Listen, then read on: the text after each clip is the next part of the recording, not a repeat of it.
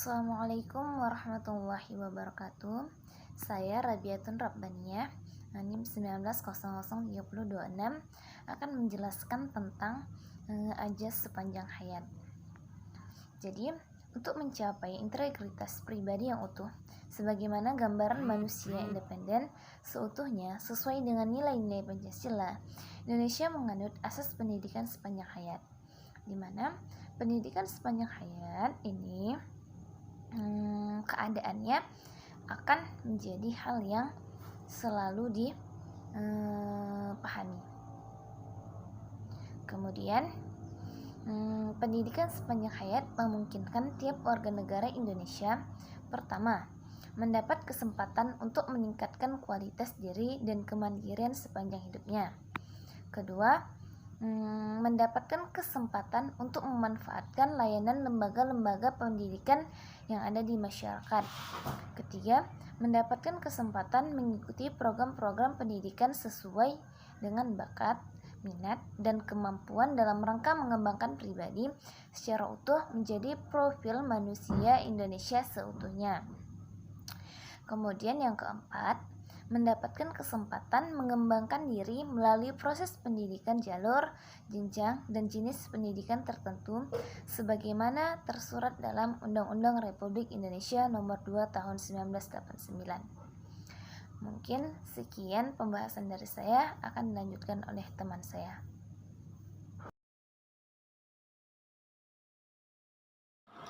Bismillahirrahmanirrahim. Baiklah, saya akan melanjutkan materi kita mengenai implementasi azas-azas di Indonesia. Setelah kita ketahui bahwasannya azas di Indonesia itu ada Tuku Handayani, ada pendidikan sepanjang hayat, serta juga ada dengan alam tekaman jadi guru yang telah dipaparkan oleh teman-teman saya tadi. Selanjutnya saya sini akan membahas mengenai implementasi azas-azas pendidikan, yaitu dengan penerapannya yang terjadi pada saat sekarang, yang mana pada saat sekarang pendidikan peserta didik itu bisa memilih keinginan mereka dalam bidang apa. Contohnya mereka terampil dalam bidang seni, maka mereka bisa mengasah kemampuan mereka di dalam ekstrakurikuler yang akan disediakan oleh sekolah dengan pemanfaatan sarana dan prasarana. Kedua, peserta didik dapat mengimplementasikan minat dan bakat yang mereka milikinya, apalagi pada saat sekarang ini sudah banyak bantuan dari pemerintah untuk membantu para peserta didik dalam mengasah minat dan bakatnya. Contohnya saja dengan bakat dalam bidang olahraga, sekarang sudah banyak ajang-ajang perlombaan, bahkan sampai tingkat internasional sekarang sudah mendukung para peserta didik untuk mengasah minat dan bakatnya. Yang ketiga, adanya sekolah atau pendidikan inklusi, ataupun yang mana di sini peserta didik anak berkebutuhan khusus sudah bisa berhak untuk menerima pendidikannya, di mana itu tercantum dalam Undang-Undang Dasar 1945. Yang keempat, peserta didik yang berada di daerah terpencil memiliki hak dan kewajiban yang sama di dalam pendidikannya, yang mana sekarang walaupun berada di daerah terisolir, pendidikan mereka tidak akan berhenti. Maka karena itu, pendidikan sekarang saat ini memang sudah menunjukkan kemajuan yang sangat besar daripada dahulunya. Dengan demikian, lebih baiknya kita memanfaatkan pendidikan tersebut untuk memajukan bangsa dan negara kita sendiri.